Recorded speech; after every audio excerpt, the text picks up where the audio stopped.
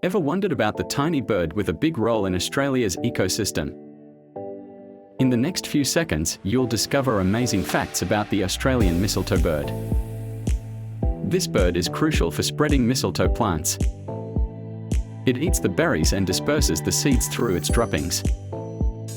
Male mistletoebirds have striking red chests, making them easy to spot. Both males and females are excellent singers. Mistletoebirds are found throughout Australia. They prefer open forests and woodlands. These birds are small but mighty.